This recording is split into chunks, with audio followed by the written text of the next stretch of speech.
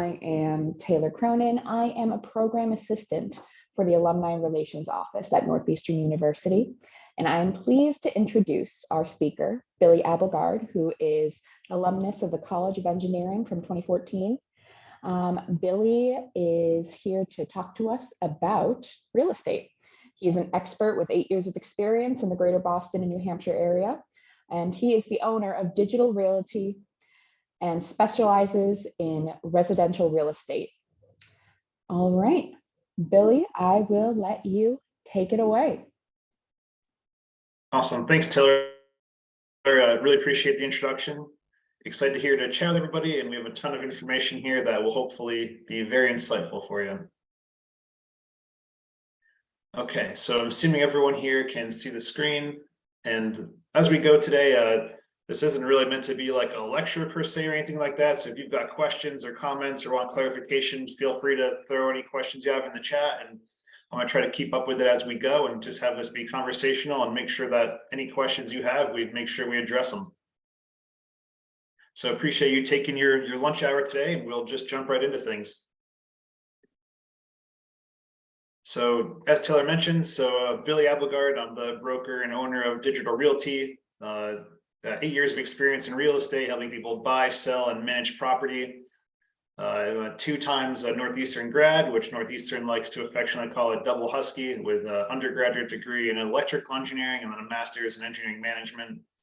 I have since pivoted to the real estate world, and we've got a ton of experience with my team and I. So we've done major property renovations, real estate investor and landlord, and licensed in Mass, New Hampshire with a network across the country. So I've got a wealth of experience and excited to share some of this knowledge with you guys today. And so the objective that we've put together is, it's really just a free seminar and consultation for you to help give you an idea of how to make the home buying process a stress-free process. You know, it's definitely a really exciting one. There's being a homeowner, you know, achieving the American dream, and there can be a lot of stress along the way. So with the right agent and team in place, really, you shouldn't have to be worrying about much of the stress. And so one of the first things I want to touch on is just some of the differences between renting and owning.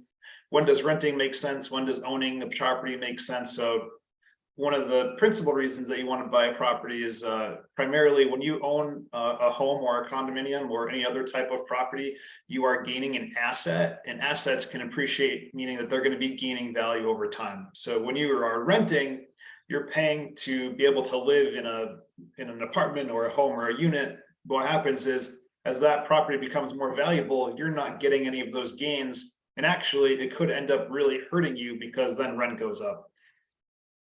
So with owning, one of the benefits, especially in like the New England area, the greater Boston area, is you're going to have a fixed housing payment. So it's not like you have to worry about, oh man, is my housing payment going to jump up by $100 or $200 next year? You know, upon renewal, what's that going to look like? How am I going to budget? Am I going to have to move? So with housing, you're able to get a fixed payment for a 30-year period with a 30-year fixed rate mortgage. There's like a little bit of minor fluctuation with insurance costs and taxes, but it's really minuscule compared to what rent can be increased by. And again, so just as a comparison point, in the Boston area, the rent has risen in just the last 5 years, 20%. So that's from analysis that we've done, which is just a mind-blowing number. And it's, you know, harder and harder to stay in Boston and in the Boston area. And this is really all the more reason, you know, again, going back to the fixed payment that you want, your costs increasing 20%, you know, that's a lot of capital that you're using that could be going towards things like saving for a house or saving for a car or something else that you may want. So that's where we recommend, you know, especially in the areas where renting is really expensive, having a fixed cost asset that gains value is really valuable thing for you. And just to continue this a little bit, so it's not all rainbows and unicorns. You know, there are some things that come along with that as well. So one adjustment for people is, you know, things like repairs. So if you have a leaky faucet or a toilet that runs or a door doesn't really close, now you would have to call your landlord, and hopefully it's a responsive landlord or property management company, although I've heard that some aren't. But you know, as a homeowner, you've got no one else to really turn to, maybe families and friends, but really those repairs and the maintenance of those systems are on you. And also some additional benefits are the tax benefits of becoming a homeowner. So you're going to get the home mortgage interest deduction. This usually is in the tune of thousands of dollars of tax deductions a year based on the interest that you're paying. And another key consideration we always like to point out as well is, I wouldn't just say like, hey, everyone should just go out and buy a home right now. Like, we try to cater that recommendation based on what your situation is. So if you're thinking of potentially making a big move in the next year or two, or even 3 or 5 years, it might not make sense potentially to be buying a home. So that's where if you're like, hey, I might want to go to California or Texas or somewhere like that, you know, your unique situation is always what really matters. So renting does have some benefits, which is, you know, the flexibility, right? You're not locked into a home. You're not going to have to worry about, what do I do? Do I sell it? Do I rent it? And there are options, but usually renting is a little bit more of a cleaner situation for wanting to move. And so figured we'd start off with some helpful information for you. So one of the questions that we get all the time when we work with home buyers is, when is the best time to buy a house? So we've put together some information here for you. So we tackle this in a couple different ways. So the first way to answer this question is, when do you get the best price on a home? So the best time for buying a home in terms of price would be the winter. That's when homes are sold for the lowest dollar per square foot of the year. So this is usually December, January, February. This is usually when the price per square foot is at its lowest point. It's like, okay, well, how come people don't all buy houses in the winter then, right? Great question. So as a follow-up, the reason that the price per square foot is so low is because the volume is also really low in the winter.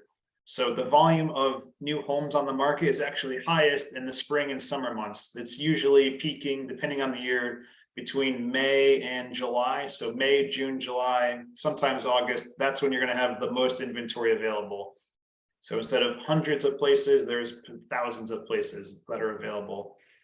And so again, we kind of say, okay, you know, well, if you can find a home in the winter, that's awesome. That's usually a home run, but it's usually a little bit more challenging because inventory levels are more limited in the winter than in the summer months.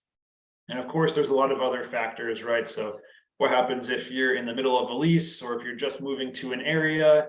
So really what we say is, you should start to look when the timing is right for you. And once you find the right home, that's the best you can do. It's not worth saying, oh, I want to buy a home in June, but I'm going to wait until January because I think it might be at the lowest point. Like, that may be true, but in a market like we're in, where things are continuing to appreciate and gain value over time, that might not be a smart decision either.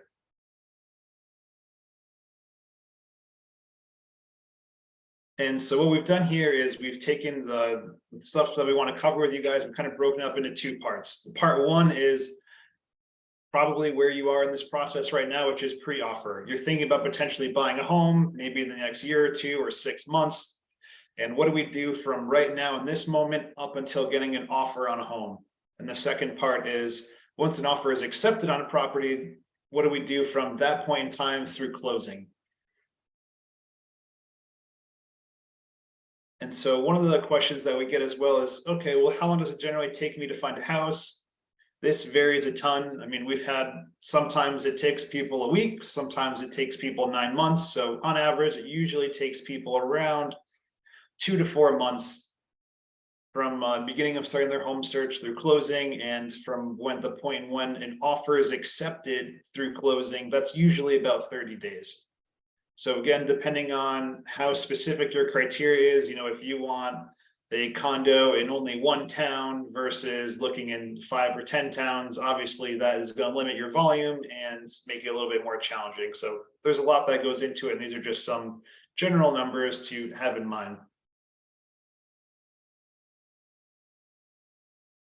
And so this is just an overview of the home buying timeline for part 1, which is pre-offer.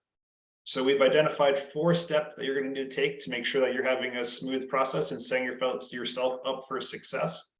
Step 1 is finding an agent. Step 2 is getting your pre-approval. Then 3 is setting up your custom home search with your criteria based on the pre-approval limits as well. And then step 4 is the home showings themselves. So first, we're going to jump into the first step, which is find your agent. And one of the things that we want to make sure to call out here is when you're looking for an agent, you want to make sure that you're looking for a buyer agent versus a listing agent. So a buyer agent represents the buyer, which means that, going to be showing you homes that meet your criteria, advising you on offers and negotiating the best terms and conditions for that property at the lowest price. The listing agent is someone that represents the seller. So when you go and you're potentially looking at open houses and there's an agent there, that's the listing agent, and their goal is to sell the home for the highest price possible under the best conditions for the seller. So that's where you want to make sure that you're partnering someone that's looking out for your interests and helping you save money and looking out for, what are the most important things for you and not the seller. So the main things that I would recommend looking for when interviewing or discussing people for a buyer's agent, number 1 is you want to make sure that it's someone that's an expert negotiator. You want to ask about their track record. How have they worked with people previously? Are they able to save them money? Like being able to do things like get a house for a below list price, being able to, like recently we negotiated on a home for a client to be able to get new appliances. So refrigerator, dishwasher, new laundry appliances, things like that. Those are the things that you're going to want to be looking for. And also someone that has experience with types of things for home value. So if they're able to walk through a property with you, are they able to help you understand what are things to identify that could be potentially outdated? How do you know if there's water in the basement? What happens if the roof looks like it may be old? What are the costs for these types of things? And what's the risk for you as the homeowner? And also, if there's something that needs a little bit of work, what are some areas that you could potentially improve on the property and get some sweat equity, which is you're doing improvements and then you reap the benefits of getting that appreciation. So what are the best places to spend your time? And then also a proven track record. So this is where reviews are really important as well. You want to make sure that it's not someone that has 1-star reviews. So, my team and I, we're really proud that we've got 5-star reviews only. So that's something that we work really hard on. And you want to make sure that with whoever you're looking for and looking up, they've got great reviews as well. So these are the key fundamentals that you want to be considering when looking for a buyer's agent. Okay, so next thing we're going to cover here is the pre-approval. So in terms of what the pre-approval is, why is it important? When do I need to worry about it? So the pre-approval is essentially something that a that a loan officer would look at for you, and they're basically certifying how much you're able to afford on a home. So this is a tool, and they look at a bunch of things like how much you can borrow, how much you can pay per month, what would your interest rate be, and why do we care about getting a pre-approval? So pre-approvals are important because as someone that's going forward with putting together an offer, pre-approval will show the home seller that how much you're actually able to afford on a home. So for example, if you want to see a $10 million home, but your pre-approval is only for $500,000, that's where the seller is going to want to see that pre-approval letter showing that you can actually come up with the amount of money needed to go through with that sale. So this is something that we submit with offers to show sellers that you can afford the purchase price that we're submitting. In terms of the timing for when do we care about getting the pre-approval, we generally recommend this when you're at the point where you're kind of done kicking the tires, you know that you want to be making offers on homes and you're ready to start moving forward with that process. So they usually last between 60 and 90 days right now. And then at that point in time, if it was to expire, not a big deal. They basically just check your credit again. So I think we have a couple questions here. I'm just going to take a second to read through those.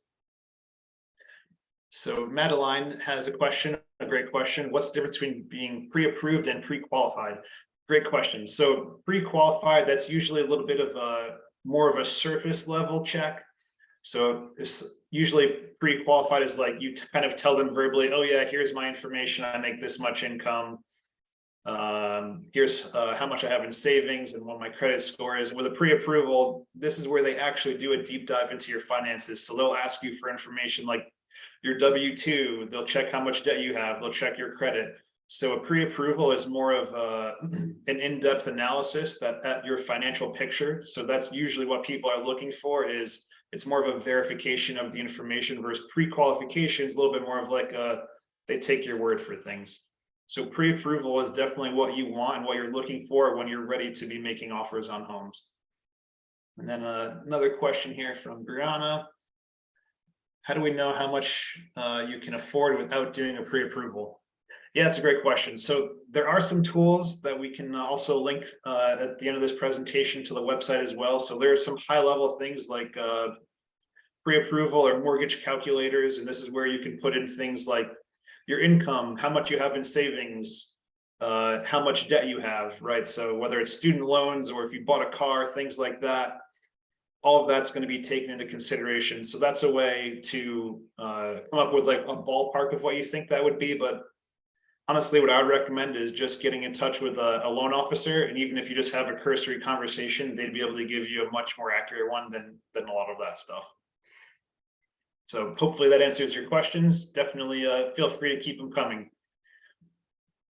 And so in terms of some of the major factors that are getting considered as part of the pre-approval process, I might have touched on these a little bit, but number one is income. They want to see how much income you have, whether it's W-2 income or something different. Credit score. So higher credit scores are able to help you get higher interest rates. So if you've got a stellar credit score, you're going to get the lowest, most competitive interest rate out there right now. If it's a little medium or needs some work, they're going to still give you a loan. What's going to happen is they're going to increase the interest rate on your loan. And then also the debt. So they're going to look at debt and look at something called the debt to income ratio. And this is important because even if your income is amazing, if you're making $1 million a year, they're not just going to write you an open ticket so you can buy whatever home you want. They're going to say, okay, well, do you have cars and yachts and other properties and things like that, right? So that's where they look at that debt to income ratio to be able to make sure that the income you have can service not only your existing debt, but the additional debt that you're going to be taking on as part of the mortgage and home buying process.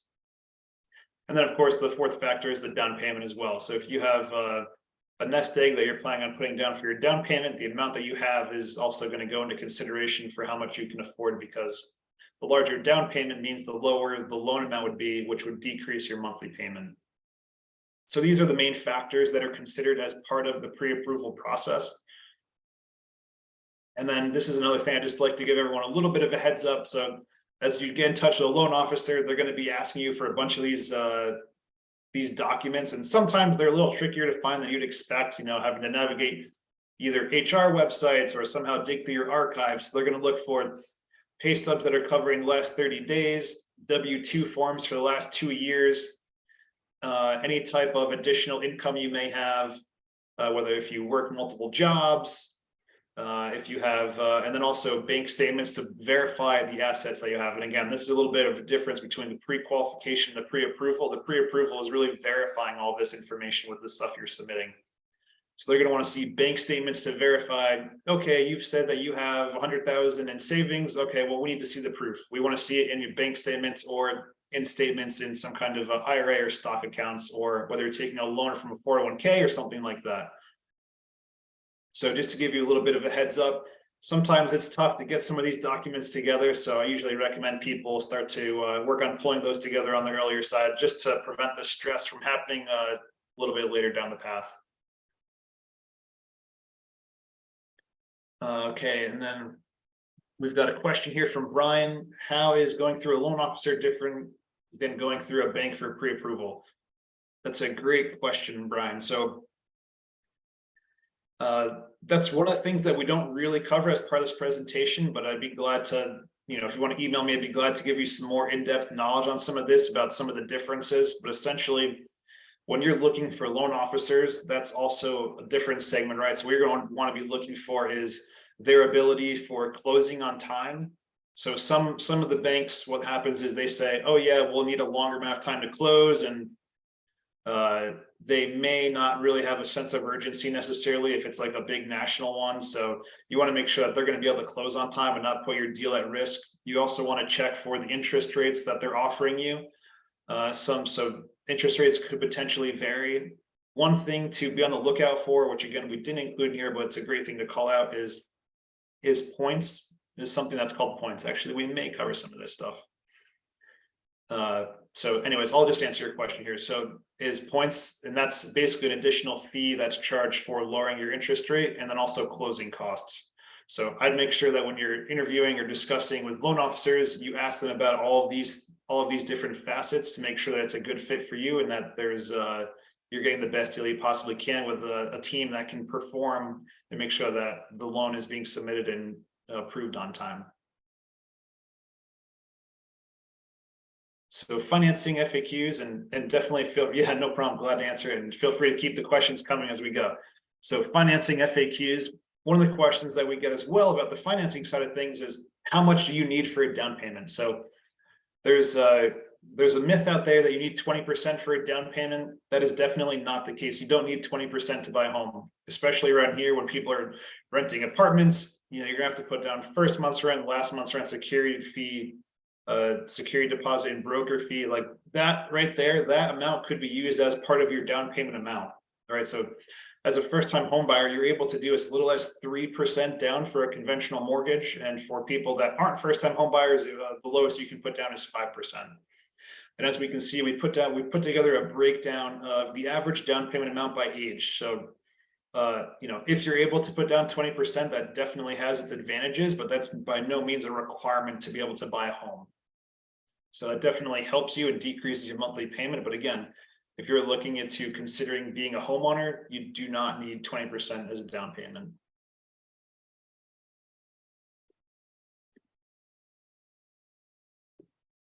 So one of the things that you need to be aware of, though, is if you're putting down less than 20% for your down payment amount, there is something you need to be aware of, which is called PMI, which you may have heard about. And basically that stands for is private mortgage insurance.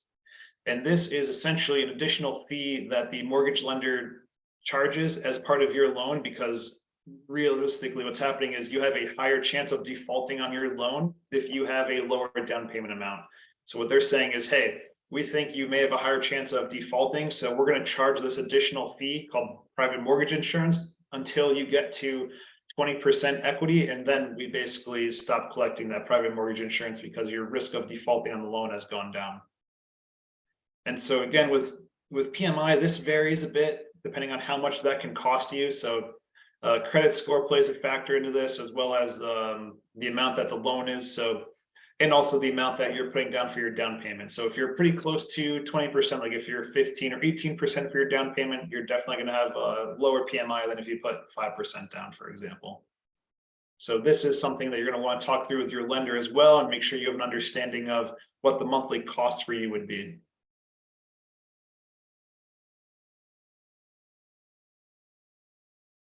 And so in terms of holistically looking at the monthly housing payment, so what a lot of people are aware of, so you've got your mortgage principal and interest. So the principal is the amount of the loan that you've borrowed. The interest is the fee that the lender is charging on top of that principal amount. Don't forget, when you're filing your taxes, you are able to have a deduction for the home mortgage interest. Also, property taxes, this can be what's called escrowed as part of your monthly payment, which means the lender would basically collect the property taxes in a monthly amount, and then they would be in charge of paying for the taxes for you.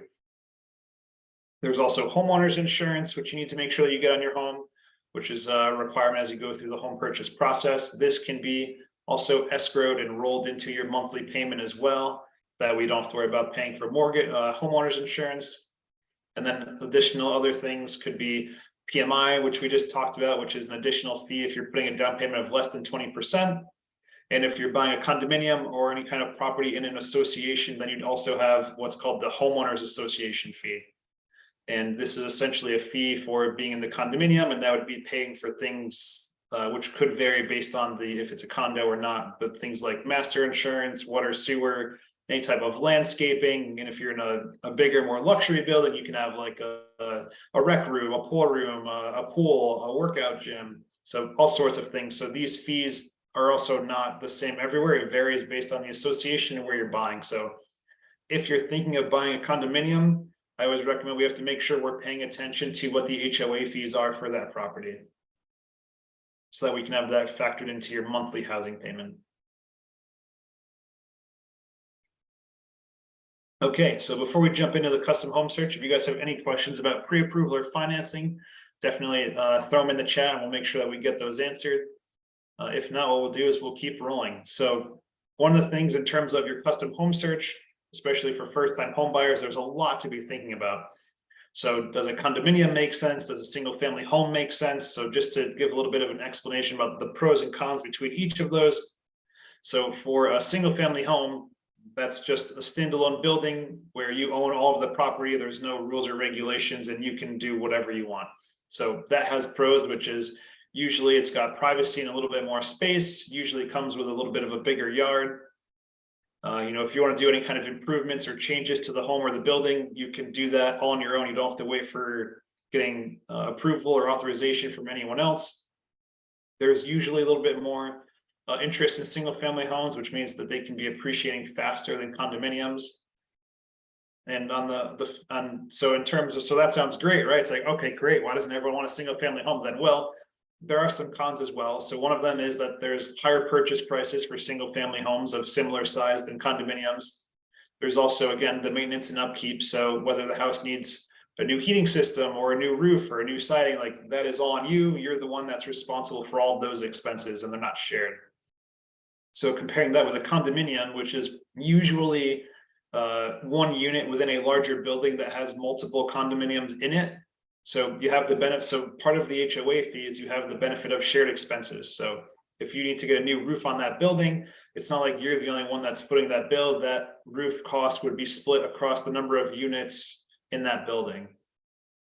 They're also generally, condominiums are less expensive than homes of the same size, and usually you're able to get a little bit of a better location. So for example, if you were trying to live really close to the city on a certain budget, usually you can get a bigger condominium that is a little bit closer to the city for the same price as a single family home that would be a little bit further. And for condominiums, usually there are some additional amenities, whether it's doing things like snow removal and landscaping is included with those fees. You don't have to worry about that for a single family home. So the cons though of a condominium are you do have a monthly HOA fee. It could be anywhere from $200 to $500 or $600, depending on what kind of amenities are provided, which is something we'd have to look at. There are also rules and regulations with condominiums. So if you're the owner of a single family home, you can say, I want to get 1 dog or 4 dogs, and you can do whatever you want. With condominiums, there are sometimes regulations, whether it's around pets or leasing or renting your property, right? Sometimes they have rules and regulations around the duration of that or the number of units that can be rented in the community. And then also there's just a shared space and a little bit less privacy, right? So you could potentially be sharing either walls or a floor/ceiling with someone if they're above or below you. And that's something to be considering as well for what is the fit that you're looking for, what's most important to you.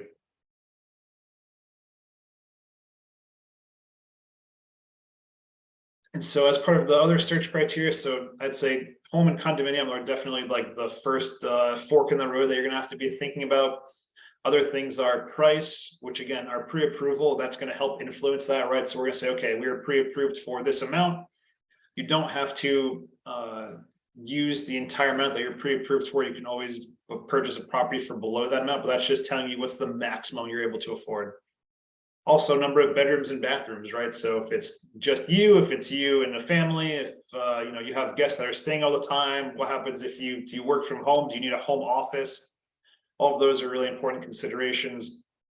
And then also location. So do you want somewhere that's got a big yard, which is probably be a little bit further from the city, or something that has proximity to location and proximity to transportation, excuse me. These are all really important things to be thinking about, because again, we don't want to have you wasting your time looking at homes that are 45 minutes away when you realize, you know what, I really need to make sure that I'm on something that has great transportation access to the city. And I think another thing that's important as well is you don't have to necessarily have all of the answers upon starting your search. What happens is as we get started together, we'll start to look at some properties and then we'll realize, oh, I thought I wanted something a little bit smaller and now I realize I need more space, and we will dynamically adjust what we're looking for and make sure that we're finding things that are optimized for you. So when you start your home search, that is just part of the normal process, is figuring out what works best for you and starting to see the flow of the space and compare those trade-offs. Okay, and so the last thing that we're covering here as part one, which is the pre-offer process, is the home showings. So we have, in order to see a home that's potentially for sale, there's usually two ways to see those properties. Number one is open houses, and the other is private showings. So for open houses, these are designated days and times that the listing agent has indicated that the property is available, so anybody can walk in. It's called open house because it's just open. Anybody can walk in and see the property, so you don't have to schedule anything in advance. So the pros are, you know when they're going to be ahead of time. You can just show up and be in and out really quickly if you want, or you can take a little bit more time. These are sometimes a little bit more crowded with other home buyers, so you might feel potentially uncomfortable, like poking and prodding and looking in closets and things like that. You should absolutely make sure that you do that, though. That's an important part. And then another thing that I like to go to open houses for, from a buyer's perspective, is you get a sense of the level of interest in the home, right? So if you're the only one there and you've been there for a while, okay, you know that there's not really a ton of interest. That can mean that you can potentially put together a little bit more of a competitive offer or an aggressive offer, potentially at listing price or below if there's no other interest. And if you're seeing that the place is an absolute zoo, there's been 50 people in and out of that place in an hour, wow, okay, that's also a great data point for us to take into consideration. So for private showings, this is something that we try to do when possible. So usually, again, the private showings are something that my team and I would set up for you as part of the home buying process. So, and then we would accompany you to this private showing. So this would usually be just us and you as part of walking through that property. So we usually have them for about 30 minutes. We can take our time, go through things, make sure that we're examining everything in more detail. And it just allows you to really take your time. It's a little bit of a less stressful experience. We're not kind of having people like elbowing in and out of the same bathroom and bumping into each other in the hallways and things like that. So when possible. And the other thing that's nice for private showings is we're able to make sure that we're taking your schedule into consideration. So open houses are great if your schedule aligns with the open house schedule. If you have something going on, that's when we definitely want to make sure that we're setting up some private showings so you don't miss out. And okay, so great. We're going to look at this house, and now what are the things that we want to be looking for? So there's a ton of things that we want to be taking into consideration when we're going and we're seeing this property. And we're going to point all of these out to you. So my team and I, we're going to make sure that we're experts in this space. So we're going to be looking at things like the electrical panel and how outdated or updated is that? Does it look like that needs to be updated soon? Major systems like the hot water heater, the heating system, has that been serviced recently? Does it look like that's end of life or not? And, especially major appliances like refrigerators and dishwashers and things like that. And things like the foundation. So when I say foundation, I don't mean, is it structurally sound? Is it going to collapse? What we're looking for is, does it look like there's cracks that are really obvious? Does it look like there's potentially water coming into the basement? What are the pros and cons of different types of foundations, whether it's fieldstone foundation or concrete block or solid pour concrete? There's a couple different styles, and there's pros and cons to each of those as well that we will be telling you and giving you an overview of. And then also, the big ticket item like the roof. Is there any obvious issues with the roof? Does it look like it's outdated? Does it look like it's newer with architectural shingles? So that's just like, okay, wow, we didn't even get to the point of, do we actually even like this house, right? So obviously we want to make sure that flow works for you, the functionality of the space. Are the bedrooms on the floors that you want them to be? Does it look like it's got a good flow from the kitchen to the living room or dining room for what you want? Location, is it near a highway or a train, or is it close enough to the public transportation that you're looking for? And any other things that you may want or look for, like, if there's a garage or certain sized yard that you're looking for, things like that. So there's a ton that we look for, and you don't have to feel overwhelmed about this. We teach you about all these things as we go out on the home showings together. And the more homes we see, the more you're going to learn, and the more you're going to feel like you're capable and able to identify the right home for you when you see it.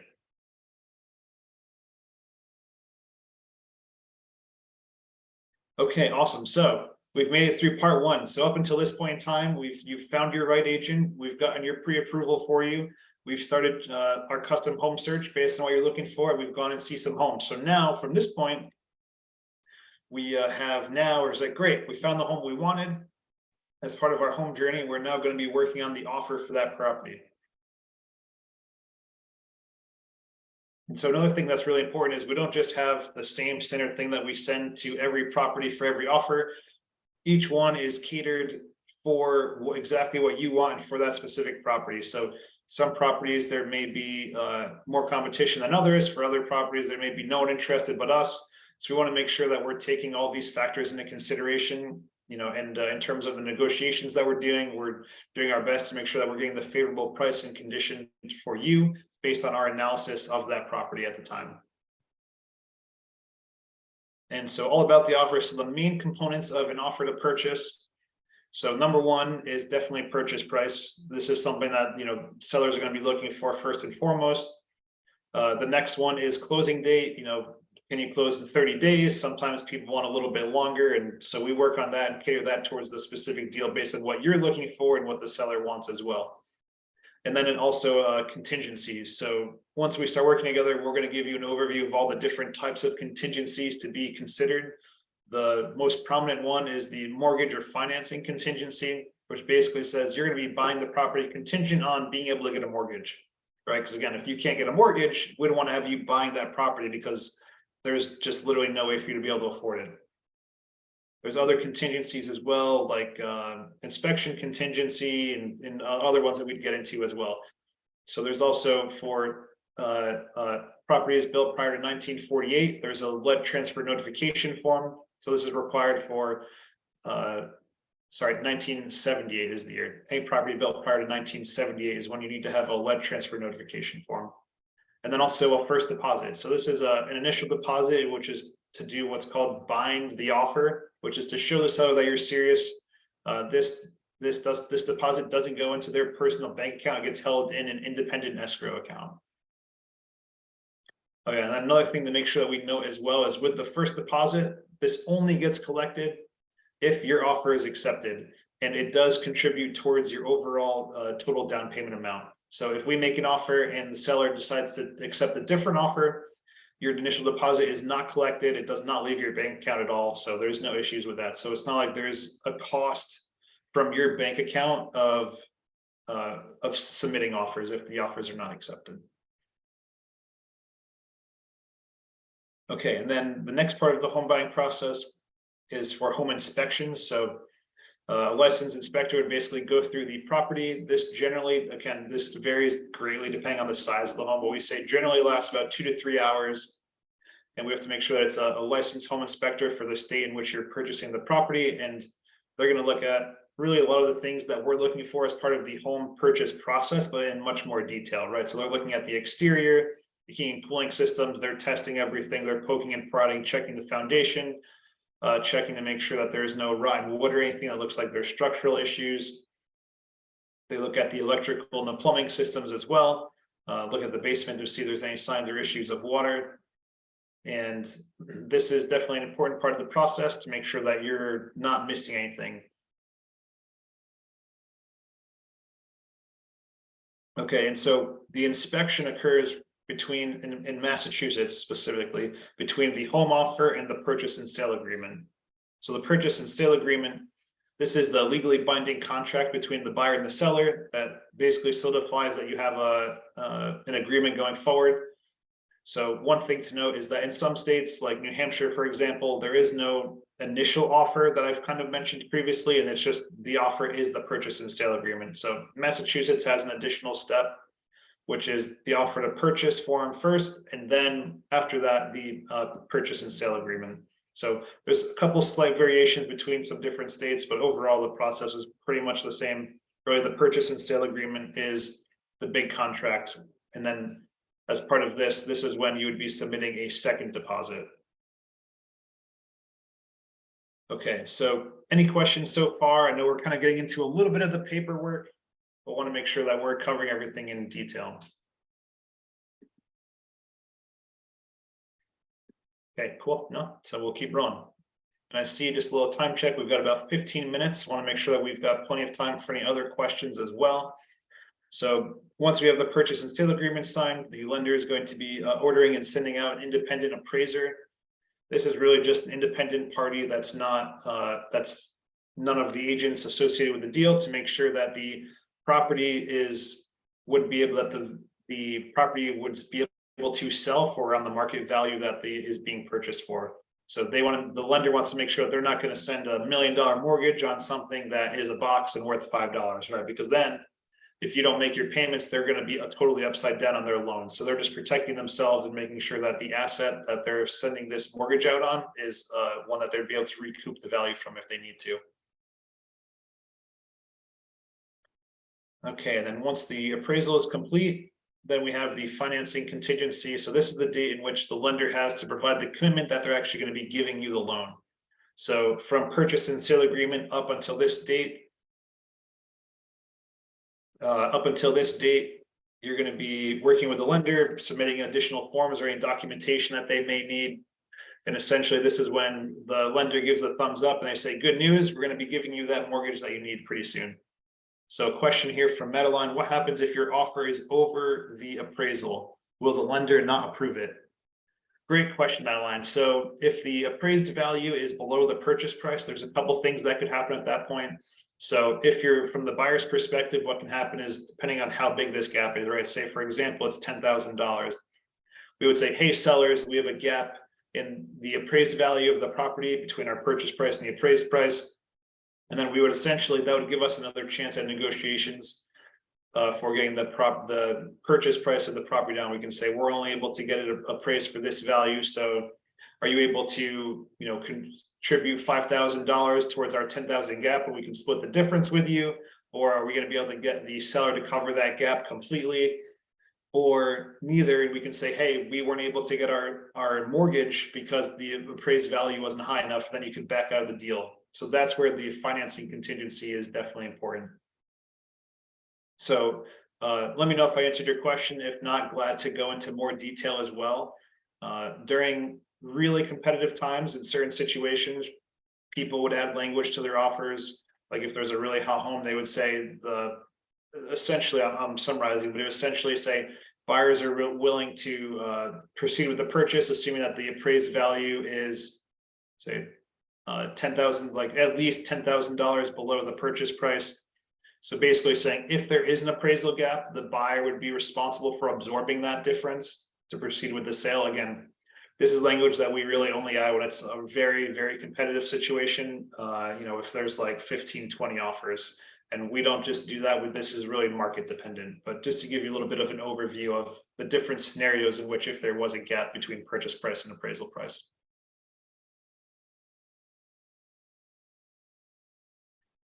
Okay, and so for the home buying timeline now, we've made it through all of our contingencies. Our inspection has passed, our appraisal has passed, assuming that there's no issues like Madeline has outlined there. The lender has given their thumbs up for providing the commitment to the loan. And now on closing day, what happens on closing day? So on closing day, what we do is usually in the morning, we'll do a final walkthrough of the property. This is important because once the sellers have moved out, we want to make sure that things are as we saw and as we expected. There's no damage to the property. They didn't take appliances out that were supposed to be left. Everything is still operational and in good condition. And then we also, signing the closing documents with your title attorney. So once we go through the final walkthrough, assuming that there's no issues, we'll give a thumbs up to the title attorney and basically say, hey, we're clear to close. We're ready to have everything get signed and the deal get done.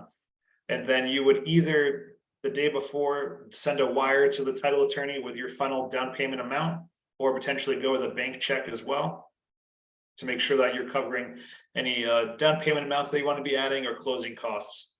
Once everything's been signed by both the seller and the buyer, then what happens is the deed is recorded at the registry of deeds for the county.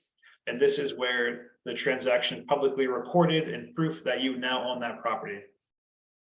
And that's the big deal. That's when you're officially what is called on record. And then of course, step 5 is celebrate. So another thing that we do with all of our clients is we add something to our buyer agreements called the barbecue clause. This is something that we think is absolutely critical, and it's to help you celebrate your new purchase. So basically, once you have closed on your property, we host a housewarming party for you. So it's a momentous occasion. We want to give you time to get settled. And so when you are ready, basically what happens is you can come up with the list of guests that you'd like to attend, and we would basically take care of everything. So we'd take care of food and drinks and coordinating and sending out the invitations. So that way we want to make it so that you can party and celebrate your home purchase, but not have to worry about the stress of throwing the party. Yeah, so it's something that we're really excited about. We, the buyers that we've worked with have loved it, and this is part of the reason that we're really proud to have our 5-star reviews, because we really just want to take care of you and make sure it's an awesome and exciting process from beginning to end.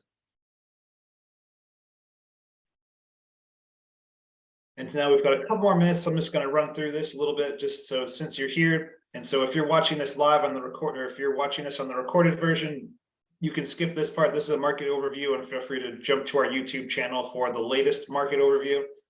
But for those that are watching live right now, so just to give you a little bit of a digest of what's going on nationwide.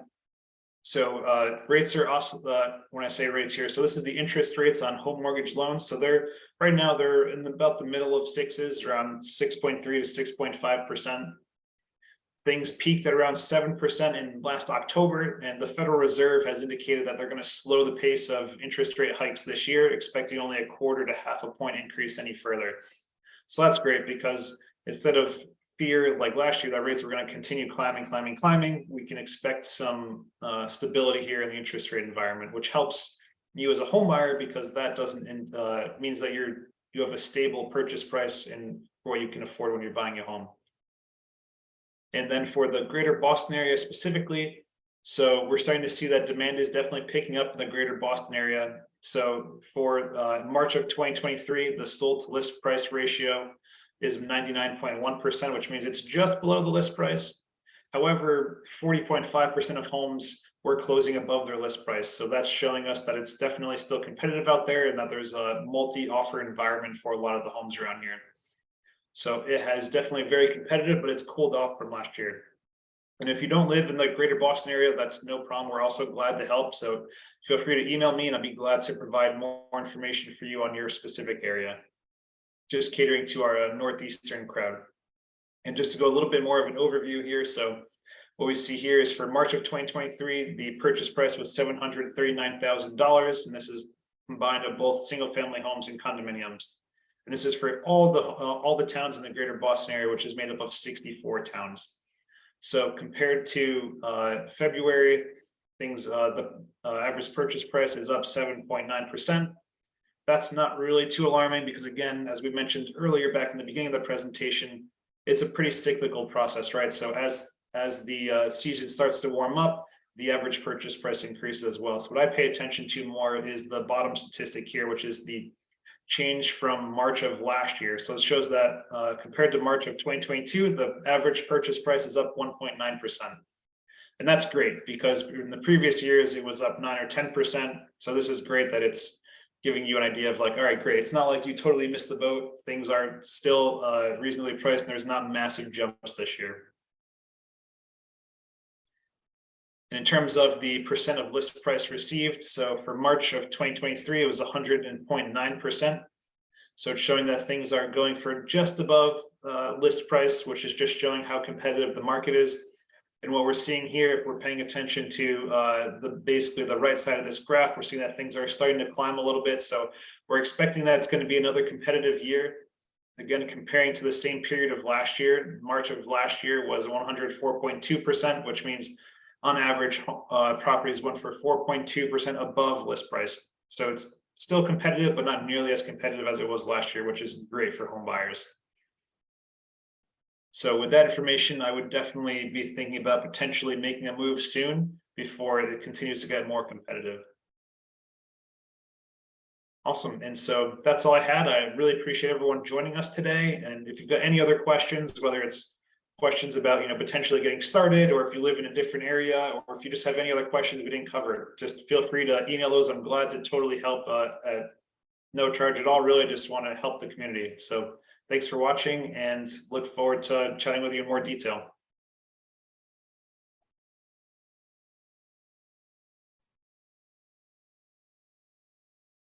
Billy, thank you. Everyone have a great rest of your day, and we will be posting this recording on our YouTube channel. So if you need to go back and look, feel free to look there. All right. Thank you. Awesome. Thanks so much, everyone. Have a great day.